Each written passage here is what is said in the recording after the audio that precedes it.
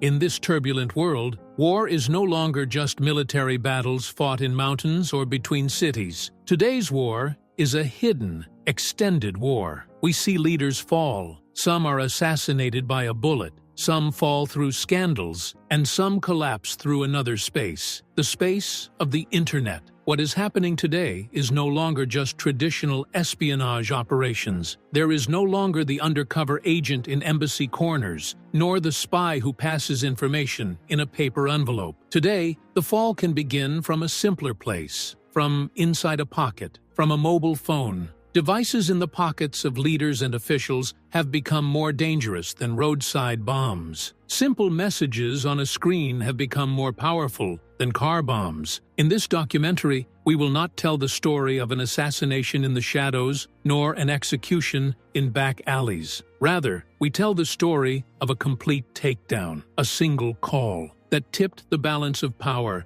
and toppled a man who was once considered a pillar of Iranian security.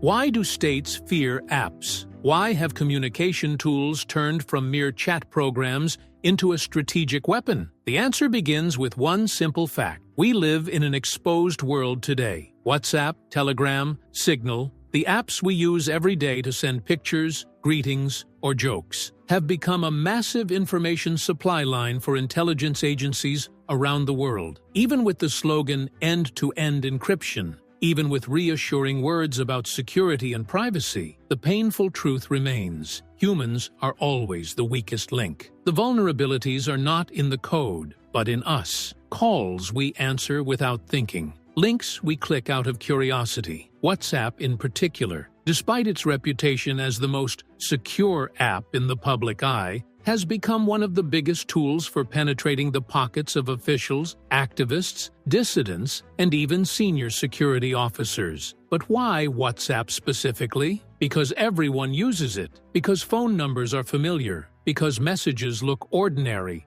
and do not arouse suspicion, and because trust here becomes the real killing tool. What happened in Tehran was the clearest proof that wars no longer begin with tanks, but with a call on WhatsApp. The evening was calm over the sky of Tehran. The streets were crowded as usual, shop lights on, cars moving slowly through the traffic. But inside a building near the heart of the city, another story was being written in the dark. A mobile phone on a simple desk. A faint ringing sound sliced the silence. On the screen, a foreign number, a familiar name. The man sitting before the phone. He was not just an employee. He was directly responsible for coordinating Iranian cells in Europe, Syria, and Iraq. He pressed the answer button without knowing he had opened the door to an unseen hell. What this man did not know, and what millions around the world do not know, is that a call that seems innocent may itself be a weapon. The operation was more sophisticated than anyone imagined. There was no intelligence operative on the other end. There was not even a living person speaking. What happened was the activation of one of the most dangerous spyware programs in the world, Pegasus. The Israeli-made program that turned into a legend in the world of espionage. It does not need a link, nor the user's permission. One call is enough. You don't even have to answer for the program to be planted inside the phone, turning the device into a camera and listening device working for the enemy. After that moment, this man's phone became a mobile surveillance room fully open to another party. The phone's camera, active. The microphone, active. Every message, copied. Every word, recorded. And every file became exposed merchandise on the black market of information. Most dangerous of all, this breach did not stop with that man alone. The phone was a key to an entire network. Sleeping cells in Europe, secret financial transfers, meetings in Damascus, logistical instructions in Baghdad, everything became exposed. In the following days, major capitals moved quietly. Vienna, Berlin, Baghdad, all stages of operations dismantled one after another. And in Tehran, waves of panic, name-hiding, disposing of phones, burying old secrets before they exploded into faces. And because the Iranian regime does not acknowledge public failures, the story ended inside closed offices. The man, he disappeared. His fate? Unknown. Perhaps they isolated him. Perhaps they buried him. Perhaps he became a witness who will never speak. The decision wasn't official at first. There were no immediate government statements revealing the truth. It began instead with scattered signals, sudden disruptions in the app's service, then rumors spreading through the streets of Tehran. WhatsApp will be shut down. The government will ban it. Then came the official announcement from the Ministry of Communications. Due to national security requirements, WhatsApp will be suspended within the borders of the Islamic Republic. The statement did not say that the real reason was that specific phone call. It did not admit that just one phone, one single call, was enough to destroy the regime's trust in Western technology altogether. Behind the scenes, inside Iran's intelligence offices, the decision was far clearer and stricter. WhatsApp was no longer just an app. It had become a national security vulnerability. The Iranian regime understood that this was not ordinary espionage, but a complete infiltration of its system. The danger wasn't only in the information that had been leaked, but in the painful lesson the Iranian leadership learned too late, that a small app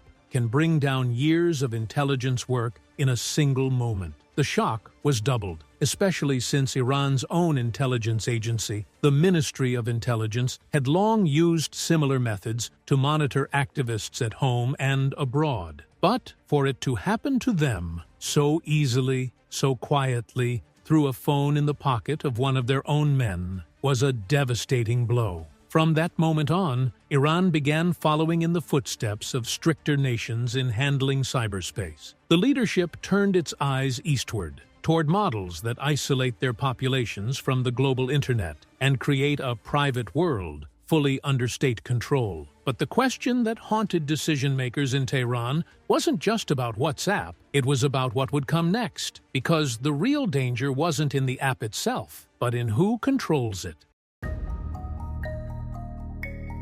Iran was not alone in this growing anxiety. The world has become more exposed than ever, and regimes that understand the value of information realize that controlling traditional weapons is no longer enough. The coming battle, indeed, the one already underway, revolves around a single goal: control over the flow of information. When Iran fell into this trap, its policymakers could only look east, toward China. China didn't wait to stumble into the pit of Western apps. Long ago, Beijing realized that the internet is not a free space for humanity. It's a battlefield that must be managed with military precision. Just as it once built its Great Wall to defend against invasions, it built another in the digital realm, the Great Firewall. China closed itself off. WhatsApp, Facebook, YouTube, Twitter, Google, all are banned within its borders. But it didn't leave its people empty-handed. It gave them something bigger: WeChat, the app that has become the entirety of China in one device. Not just a chat app, but a full platform for life. Bill payments, appointments, messaging, education, even personal health records. Yet behind this convenience, WeChat operates under the watchful eye of the state. Within its rules, under its total surveillance, China built its own sovereign digital ecosystem, protecting itself from Western companies that claim neutrality, but are, in truth, part of the global espionage game. After China came Russia. Russia, the power that has understood the intelligence game since the Cold War, needed no lessons. Its Runet project, the independent Russian internet, was a long-term strategic plan. The goal was simple: if the US and its allies ever decided to cut Russia off from the global internet, as happened during the war in Ukraine, Moscow would still have its own independent network. A Russian bank, a Russian email system, a Russian social network. All would continue functioning even if the cables to Europe and America were severed. But the most extreme model in this field has always been North Korea. In Pyongyang, there is no Facebook, no WhatsApp, not even Google. What exists instead is a miniature closed version of the internet called Kwangmyong, an internal world where North Koreans can only see what the state allows. No one in North Korea sends a message to Europe or America. No one receives international calls. Even the computers available to citizens do not contain the internet as we know it.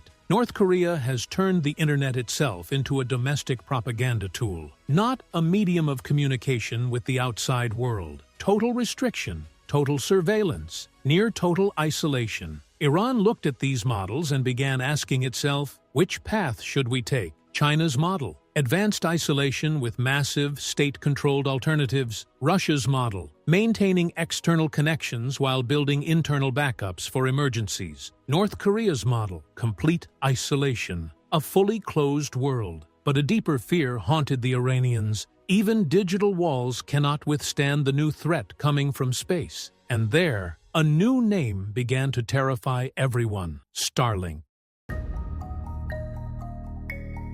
In the wars of past centuries, armies built fortresses, walls, and trenches to defend their cities. But the old question returns in a new form. What do you do when the enemy comes from above? That is exactly how regimes trying to control the internet felt when the name Starlink first appeared. A project simple in concept, but dangerous in consequence. A private company, yet behind its satellites lies an ambition no less serious than that of global intelligence agencies. Thousands of small satellites orbiting the Earth, beaming internet signals directly to users. No cables, no ground stations under government control. The air, the sky, had become the new source of the internet. And that's when the real fear began. What value do digital firewalls have if the internet can descend straight from the sky into every pocket? How can information be contained when anyone can install a small antenna on their roof and gain access to a global internet beyond the reach of the state? The regimes that had built their digital walls suddenly realized those walls had become nothing more than decorations in the face of a project like Starlink.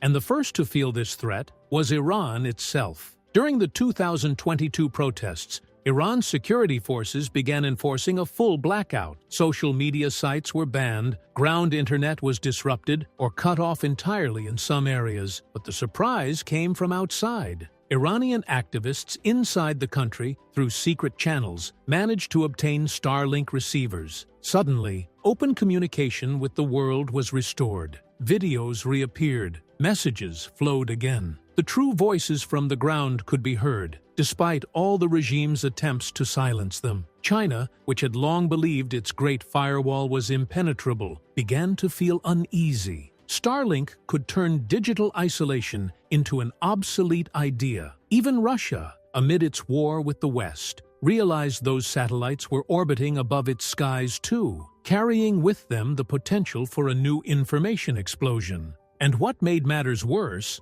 was the growing realization that the companies behind these projects are not as neutral as they claim. Starlink is not just a commercial venture. Behind it stand American strategic interests, intertwined with the Pentagon and U.S. policy networks. The war in Ukraine provided the clearest proof. Ukrainian military communications across multiple fronts relied directly on Starlink. Every regime in the world could read that signal clearly. This is not merely an internet project. It is a new kind of information warfare system. In North Korea, fear turned into political hysteria, because this project meant, quite simply, that the media blockade Pyongyang had built over decades could be undone by a single small satellite orbiting above the capital. Governments began searching for countermeasures. China started studying plans for a similar initiative, a Chinese space internet, fully under Communist Party control. Russia began developing satellite jamming technologies. Iran, however, was left with primitive options, hunting for devices, confiscating them, tracking users,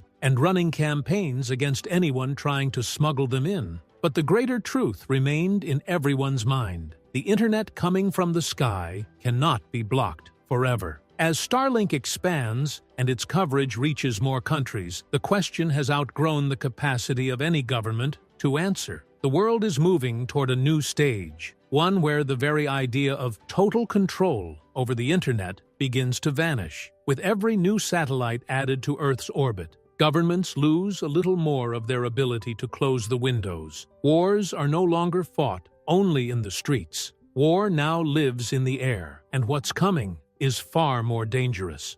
Is the digital war over? Can it be stopped? The truth is, what we've seen so far is only the beginning. Everything that happened in Tehran, in Europe, during Iran's protests, and in the sky above the world through Starlink is just a prelude to a new era. An era in which information is a weapon. States try to resist, blocking apps, building closed networks. But these are losing battles against technology that transcends borders and laws. The enemy no longer arrives across borders. It comes from above, from space. Wars are no longer about armies and tanks. They are about who holds the information and who protects their secrets. The war has not yet begun, and what we've witnessed is only the first headline. And all it takes to bring down a city, or even a state, is a small notification that says, "Incoming call."